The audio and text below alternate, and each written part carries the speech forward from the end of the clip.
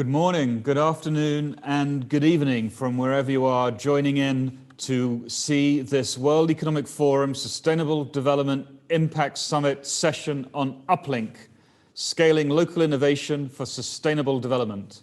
My name is Dominic Warre. I'm a Managing Director at the World Economic Forum, and it is my pleasure and privilege to MC us through the first part of this session, which is a panel discussion. We've got a super group lined up for you, and we're thrilled to be joined on my left by Professor Klaus Schwab, who is the founder and executive chairman of the World Economic Forum, by Simon McCullough, who's the Chief Innovation Officer of Salesforce, by Michelle Parmelee, the Deputy Global Chief Executive Officer and the Global Chief People and Purpose Officer of Deloitte, USA of Deloitte, and Nicole Bishop, who's the founder and CEO of Quartolio, an UpLink innovator. We'll be talking in particular about the importance of innovation in achieving these sustainable development goals, and in particular to introduce you to an innovation accelerator called UpLink, which Salesforce, Deloitte, and the World Economic Forum have been collaborating on. UpLink was announced this time last year in the SDG Action Zone at the UN headquarters and launched at the annual meeting in Davos in January 2020. In this panel, we'll learn a little bit more about UpLink and the impact it has had since then, in particular in relation to the COVID-19 response, forests, and the ocean. So I'm delighted to welcome you all, a global audience streaming this session live through our platforms, and also our audience joining us through TopLink. I must tell you as well that there is more on UpLink tomorrow. We will be holding an UpLink session tomorrow afternoon, Geneva time, to select the winners of our Trillion Trees Challenge, where you'll be able to help us choose the People's Choice Award through online voting. You can find more details at uplink.wefforum.org. So, with no further ado, let's get started. Professor Klaus Schwab, founder, executive chairman of the World Economic Forum, perhaps you can kick us off. You've been a digital pioneer and a champion for entrepreneurialism in the global interest for many years. UpLink seems to bring these two ideas together, especially in relation to meeting the SDGs. Could you tell us a little bit more? Thank you very much, and welcome to all of you. I'm very proud that so many people joined us for this important session. It's right, just a year ago, we actually we started UpLink, by signing a strategic cooperation framework agreement with the United Nations. And one of the issues which came up is how can we, the forum, which is a multi-stakeholder organization, but how can we engage all those entrepreneurial talents around the world behind the SDGs? How can we create a digital platform which allows those young people, those entrepreneurial, innovative people, really to contribute with solutions to the big issues which we have in our world today? So we developed the platform, and I would like to thank our partners which made it possible, Salesforce and Deloitte, represented here by Simon McCullough and Michelle Parmelee. Great thank you, because without you, this platform would not exist. I also want to thank John Dutton and his team in the forum, who worked very hard, not only to get the technology right, but also to fill the platform with life. And I'm very proud of what we have achieved in a relatively short time. I suppose that Dr. Goodell will join us later, I hope so. But in any case, preparing for this session, I have found a quote of her, which I think is very characteristic for how we developed UpLink. We will only attain the growth potential, she says, of the Great Reset when head and heart work in harmony. So let's take our heads and our hearts during the next 60 minutes and apply it to the further success of UpLink. Back to you, Dominic. Thank you so much, Professor Schwab. And this vision that has been turned into reality over the past several months has truly been quite astonishing. It's evolved from an aspirational idea, UpLink, to a live digital platform with nearly 4,000 entrepreneurs, change makers, experts, and investors. Already over 500 solutions that are proposing innovative approaches to ocean, reforestation, and COVID-19 challenges related to the SDGs. And in fact, the social posts from UpLink have been seen by nearly 30 million people around the world and have created a real pathway for engaging with the forum's mission. So we're very, very excited about the impact that has been created already. I think it's early days. We are starting to see some of the outcomes advancing, but perhaps Simon Mackay, together with your founder and CEO at Salesforce, Mark Benioff, you guys have been a champion of UpLink and its vision since the origin of the concept. And Salesforce, of course, has such a massive network of customers and corporate engagement and drives for purpose and a desire for the impact on the Sustainable Development Goals, like the ocean, like the Trillion Trees Initiative, like on COVID, like on social justice and reskilling, among many other areas. Perhaps you could explain what drives the involvement of Salesforce and UpLink for you on these sorts of issues. Simon, over to you. Thanks, Dominic. Well, at Salesforce, we believe strongly that business is the greatest platform for change. And we really view the environment as one of our key stakeholders. And you can just see this over COVID-19, which has really magnified the whole issue of climate change. On the one hand, you've got hundreds of millions, if not billions of people who are staying at home. And that's really given the planet a breather, including here in San Francisco.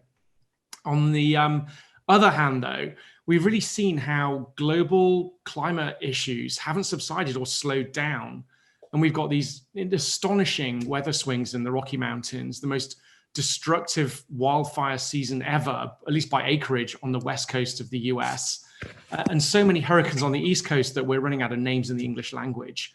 Climate change is not a potential challenge, not just a potential challenge for future generations. It's real. It's a real pressing threat for our businesses, our economies, in the near term. And I think global damage from 2.7 degrees of warming is estimated to be $54 trillion. So now, more than ever, we need innovative solutions that are driven by partnerships. And our ability to scale innovation will therefore require unprecedented coordination and communication across the globe. And UpLink, thanks to the incredible vision of Professor Schwab and the leadership, Dominic, of you and John Dutton, provides the framework to make that happen, connect incredible entrepreneurs with the capital, regulatory power, and know-how that they need. And it's urgent. We're near a tipping point, and whether the impacts of climate change are going to be irreversible. Simon, thank you for that and for reminding us about the urgency of the context in which we face things. And you mentioned entrepreneurs and how one can bring them together through a digital platform of UpLink. Let's turn to one which has been engaged through UpLink and is an UpLink innovator, Nicole Bishop, founder and CEO of Quartolio. Nicole, perhaps you could chat to us a little bit about how you've been working on various issues out there in relation to some of the purpose-driven outcomes that you seek and how you've experienced the UpLink network. And what's your motivation for getting involved? Because I think it's quite interesting to hear, if you like, from those who've been experiencing the platform, for others who are listening and such. Nicole. Absolutely. Thank you, Dominic. I'd just like to say thank you to each of you for creating the platform. It's a necessary avenue for entrepreneurs to have a space where we can connect, and not only entrepreneurs in general, but those with a like mind focused on impacting the world. My own journey with Quartolio stems from a desire to connect the world's research. And so when we saw COVID, we wanted to essentially put our resources into analyzing the scientific articles, clinical trials, patents, and everything that we could, all the different data sets, and bring those together in order to bring insight to researchers sooner. And the UpLink platform parallels that very much by essentially bringing together like minds and bringing those connections together. So we've been appreciative of the experience on UpLink and look forward to connecting with like-minded entrepreneurs, but also partners and potential investors as well. Nicole, thank you for that, and congratulations on the great work that you are doing. I mean, when we conceived and started to design UpLink, we didn't anticipate a world like we have today with the COVID pandemic and the other issues that it's revealed in terms of social justice challenges, the economic challenges. But Michelle Parmalee at Deloitte, I mean, Deloitte and yourself in particular, you've been supporting UpLink since it was conceived over a year ago. And Deloitte, you know, you're a hugely purpose-driven company pushing hard on ESG issues and many other areas of purpose. So what excites you and the Deloitte leadership team about the sort of digital innovation interface, the innovation accelerators and the UpLink platform for the SDGs? Michelle.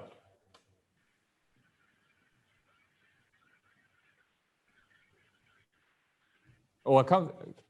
No, it wasn't letting me unmute myself, but I'm here now. Here we are, Michelle. Thanks, Again, Dominic. gave you a chance to think about the question. I was doing some hand motions. Unmute me. No, thanks for that question, and that's right. I mean, Deloitte is a purpose-led organization. Our purpose is to make an impact that matters. We say make an impact on our clients, on our people, on the communities where we live and work. And our purpose recognizes that in times of uncertainty, society looks to business to lead the way. And so we believe we have a responsibility to respond, and we want to be a force of good in this world.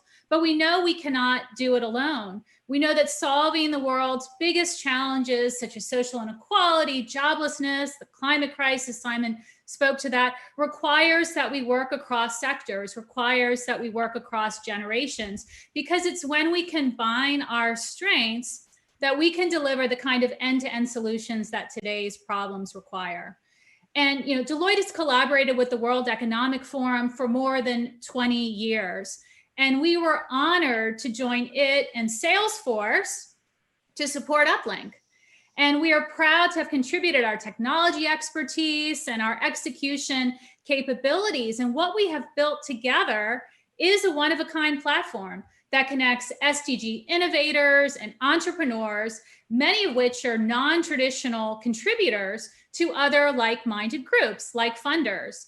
And so UpLink enables the collaboration, the connection that we believe is so fundamental to accelerating action towards the SDGs. And we believe that the impact that we are making and will be able to make through UpLink is not anything that Deloitte or any of us could have achieved on our own.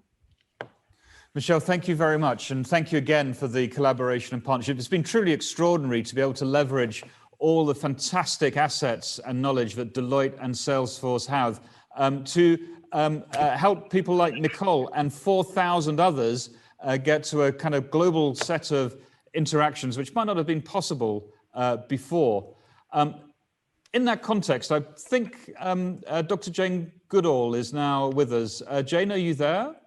I've actually been with you right from almost the beginning, before Dr. Schwab left. Fantastic. Well, it's good to see you, and it's wonderful to have you with us. So thank you for joining us. Now, you've been someone who everybody knows has been inspiring change for decades, especially in the environmental and reforestation agenda, and including in particular community-led involvement to respond to the challenges that Simon and Michelle and Nicole were talking about. We were delighted, in fact, to launch with you the Trillion Trees initiative back in Davos in January.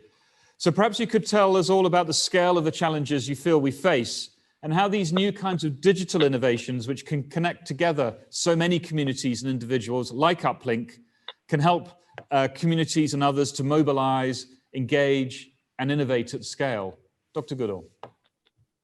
Well, first of all, I'm sorry that Klaus Schwab has left, because I wanted to thank him so much for putting the environment up at high up in the priorities of the Economic World Forum in Davos this year. And that's really made a difference. And also Mark Benioff, but jumping in to help support the Trillion Tree Challenge. Well, about the UpLink program, nobody can do it these days by themselves. We face unprecedented crisis in the world today. First of all, there's right now the pandemic. And the tragedy is that this pandemic has been predicted, and to some extent it's been caused by us because we've disrespected the natural world, we've disrespected animals, we've created environments which make it much easier for a pathogen to jump from an animal to a human, where it may cause a new disease, a zoonotic disease as it's called, such as COVID-19. Unfortunately, COVID-19 was incredibly contagious and has raced around the world, causing so much havoc, so much suffering, so much economic chaos. But at the same time, all the time, we have been threatened by a much greater challenge, and that is climate change. And to a great extent, it's the same disrespect of the natural world that has led to this climate crisis, because this planet has finite natural resources, and we've been plundering them in many places faster than Mother Nature can restore them. And we have to realize that we are part of the natural world and we depend upon the natural world. And we have been destroying the natural world. We've been destroying the forests, trees that can absorb carbon dioxide. We've been polluting the ocean that can also absorb carbon dioxide. And both forests and the oceans give us the oxygen we need to breathe. We're in the midst of the 6th great extinction. We depend on healthy ecosystems, and the healthy ecosystem depends on the biodiversity. And gradually, we are poisoning the land with chemicals, and as well as destroying forests and oceans, we're destroying so many other environments.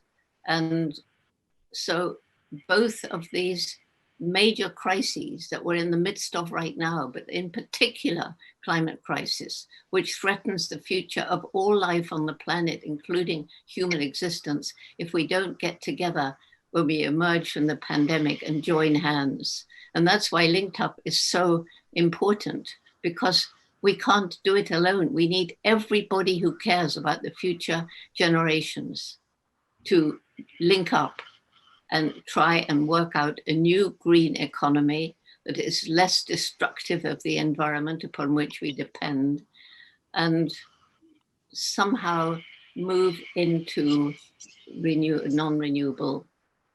I mean, we need to move into some of these innovations of science like solar, wind, and tide energy. Otherwise, for my grandchildren and theirs, the future is more than grim. It's very dark. We mustn't let that happen. We have a window of time which is closing, and we need everybody who cares to get together and find solutions now. Dr. Jane Goodall, thank you for those very moving and profound words. I suppose if I could follow up, if I may, a question for you. I mean, over the time that you've spent working on these issues, I guess on the one hand, you've seen us not learn the lessons, and humanity is destroying more and more of its natural resource base, not getting better, but perhaps getting worse. But at the same time, these incredible changes in technology and in the ability to connect together digitally, and that ability to perhaps mobilize hundreds, if not thousands, if not millions, across communities of networks. Does that offer hope, would you say, from all of your time and work on these issues? And if so, is that the sort of thing that UpLink can perhaps inspire to create the mobilization of the millions that we might need to solve this challenge? Yes, I think, let me preface my remarks by saying there's 3 major challenges we have to overcome. And one is poverty, because while people are living in abject poverty, they're going to destroy the environment to grow food to feed their family, fish the last fish for the same reason, buy the cheapest junk food. They can't afford to say, did this harm the environment? We have to solve the problem of the unsustainable lifestyles of the rest of us. And we have to recognize that right now there are 7.2 billion people on the planet, and already we're using up natural resources in some places, as I've said, faster than nature can restore them. In 2050, it's estimated there'll be nearly 10 billion of us. So what's going to happen? We cannot afford just to put that aside because it's politically incorrect. We've got to think about it. So to come more directly to your question, when I flew over the tiny National Gombe Park, where I've been studying chimpanzees and my team since 1960, when I flew over in 1990, the tiny national park, which had been part of the great equatorial forest belt that stretched across Africa, was a tiny island of forest surrounded by completely bare hills, more people living there than the land could support, too poor to buy food from elsewhere, over-farmed land. And that's when it hit me. If we don't help these people find ways of making a living without destroying the environment, we can't save the chimps or anything else. And so we began a program involving the local people right from the start, called Take Care or Takari. And the 104 villages now involved in this program, where people are learning about agroforestry, about permaculture, about tree nurseries, about all the different ways that they can make a living without destroying the forest. One, they've understood that protecting the forest is protecting their own future, not just wildlife. And two, in all of these 104 villages, there are volunteers who've been to our workshops and learned to use smartphones. This is technology for you. And they go into the forest reserves in their villages, which is where most of the wild chimps and other animals are, quite unprotected. And they monitor the health of the forest. They're very proud of their work.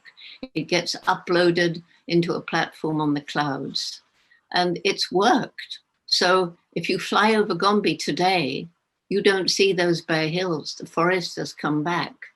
And we've got this program in 6 other African countries. And a major part of it is scholarships to keep girls in school during and after puberty, and empowering women by enabling to get small grants from microcredit programs based on the work of one of my heroes, Mohammed Yunus, and the Grameen Bank. And this has made the villages in all of these 7 countries are partners in conservation. It's all ready to be scaled up, and technology and our amazing brains, that's what can help us scale it up with satellite imagery, GIS, GPS, and of course, funding. Jane, thank you so much for that. It's quite inspiring in terms of the potential, certainly that you've seen and you've experienced, of how the digital capability through smartphones and things can connect smaller communities and locally based activities into a much bigger mobilization, which is, as you say, the link upward, the uplink kind of core element of the platform. Perhaps Simon and Michelle, we can turn back to you, because there's something very interesting, isn't there, in here about the small scale entrepreneur or innovator, community-based initiative, startup, but it's not small scale, because lots and lots connected together is a massive change. And I wonder, through your journey and experiences with UpLink, Simon, Michelle, there's been any particular startup or individual entrepreneur that's caught your eye? Maybe Simon, we could start with you first. Yeah, great question. Actually, there are so many phenomenal entrepreneurs, and I know that I think tomorrow there's going to be a big focus on trees. So there's a couple there who are truly inspiring. So I won't talk about the trees ones coming up, but certainly the oceans and the deep dive on oceans. There was one that really blew me away, and that was Recyclo. So the CEO is Shui Yamin U, who founded Recyclo 3 years ago in Myanmar.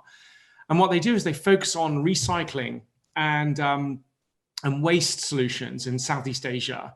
This is a part of the world where that technology and those services are scarce. And they basically targeted a region where they can really make a difference. And they're working hand in hand with companies operating in that region to institutionalize recycling and sustainability as a norm for doing business. And I also love actually that they're providing data analytics on the amount of waste that's recycled and the impact on their carbon footprint. I think it's about 500 tons of waste that they're managing, and they've saved like 1,500 tons of CO2. And on top of that, they've educated nearly 1 million people on the merits of proper recycling. So that's a really great example of what one small entrepreneur in Myanmar can do. Just think about all those others. It's a brilliant example, Simon. We were delighted to find them when we kind of put out the ocean and waste challenge on UpLink. I think that they came in on the plastic pollution solution set. And if I recall correctly, you might remember that through a discussion like this, we had a global range of stakeholders watching, and literally quite soon after, those entrepreneurs were put in contact with the city of Jakarta to see if what they were doing in Myanmar couldn't be replicated in Indonesia. And so the power of these connections, and of course that it gets investors and others on the financing side interested, can go exponential quite quickly, as Jane was saying. So it just sort of goes to show how small innovations, if we can kind of find and connect together on a platform, can actually start to change the game quite dramatically. Michelle, are there any other particular innovators or entrepreneurs or startups that have caught your eye on the UpLink platform? Sure, I'd like to highlight one that came through the COVID innovation sprint, and specifically, the idea was submitted by Hello Better and their Calm Through the Crisis campaign. This campaign provides people with free, professional, psychological support from a fully digital solution. And at Deloitte, we recognize that 1 in 4 people experience poor mental health. And our annual research of millennials and Gen Zs has shown that 48% reported being anxious or stressed all or most of the time. And 44% ranked mental health as their first or second priority in life. And half of those who took time off from work gave their employers a different reason than their true reason, which was mental health.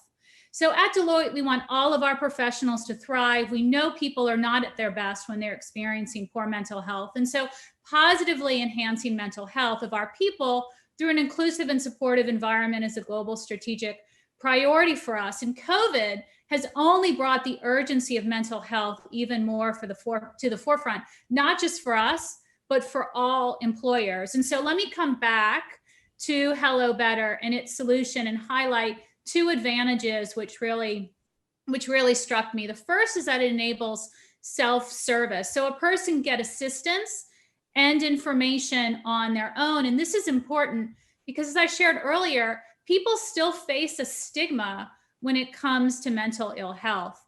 And second, the information provided is evidence-based. And this is important because there are a lot of tools and apps out there to enable mental health, but an evidence-based approach, meaning it's grounded in what works, is really critical when it comes to effectiveness. So what I want to say to conclude is kudos to Hello Better, right? First, for submitting an idea to our COVID challenge, and specifically one that reminds us, especially in these times, that it's okay to be not okay. And then second, for providing a very valuable tool to aid people in order for them to get access to help. Michelle, that's a brilliant example. It's so exciting. I mean, for those who are listening in, the way we sort of structure this, and my colleague John, I'm sure, will talk more about it, and you'll find more on the UpLink website, uplink.webforum.org, is we have sprints. So for a short period of time, 6 weeks or so, maybe solutions to problems that people see in terms of the response to COVID, or oceans issues. We heard about plastic pollution, or how to upscale massively the planting and restoration of trees and landscapes, as Dr. Jane Goodall was talking about. And what's really exciting about that is through the global reach of UpLink, all sorts of smaller, more purpose-driven initiatives or startups or ideas can be collated. And people like Simon or Jane Goodall or Michelle or others from actually, the wide range of networks that we're able to curate at the World Economic Forum can find out, can connect together, can scale up and take things to an altogether new dimension of impact, which is really quite exciting.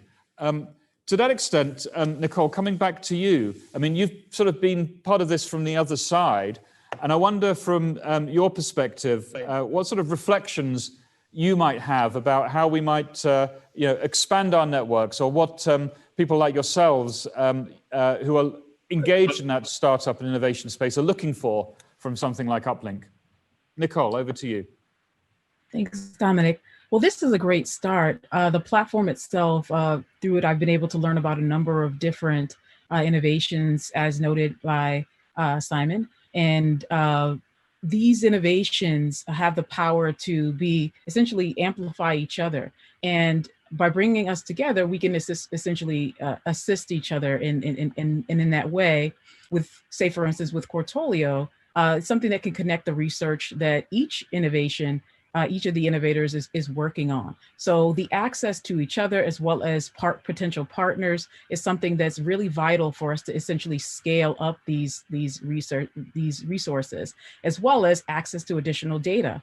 It's really important for, with the advent of COVID, for us to essentially get out there and get as much knowledge connected into to the researchers as possible. And UpLink provides that opportunity by connecting us with partners, as well as like-minded researchers and innovators that we can essentially bring that together and, and bring those innovations together and leverage the platform in that way.